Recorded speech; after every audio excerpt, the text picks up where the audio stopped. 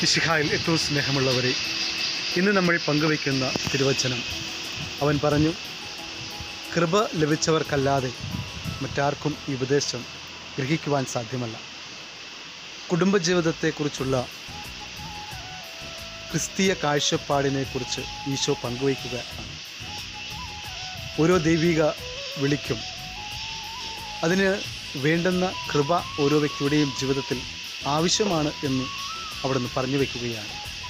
കുടുംബജീവിതവും സന്യസ്ത ജീവിതവും പൗരോഹിത്യവും എല്ലാം ദൈവകൃപയിലൂടെ ഏറ്റെടുക്കുമ്പോഴാണ് പൂർണ്ണമായിട്ടും അത് മറ്റുള്ളവർക്ക് നന്മയാക്കി പരിണമിക്കാനായിട്ട് സാധിക്കുക.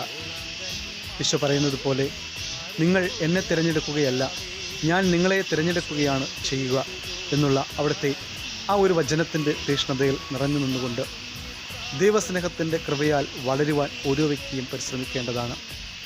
ദൈവ കൃപയുണ്ടെങ്കിൽ മാത്രമേ കുടുംബജീവിതത്തിൻ്റെയും സഹനജീവിതത്തിൻ്റെയും വഴികളിലൂടെ സഞ്ചരിക്കുവാൻ നമുക്ക് സാധിക്കുകയുള്ളൂ. ഒപ്പം സന്യസ്ത ജീവിതവും പൗരോഹിത്യവും എല്ലാം ദൈവകൃപയുടെ നിറവിൽ മാത്രമാണ് പൂർത്തീകരിക്കപ്പെടുക. അവിടുന്ന് പറഞ്ഞു വയ്ക്കുന്നതും അതുതന്നെയാണ്. ദൈവകൃപയാൽ അനുഗ്രഹിക്കപ്പെടുന്നവർക്ക് ഈ ഉപദേശങ്ങൾ ഗ്രഹിക്കുവാനായിട്ട് സാധിക്കും.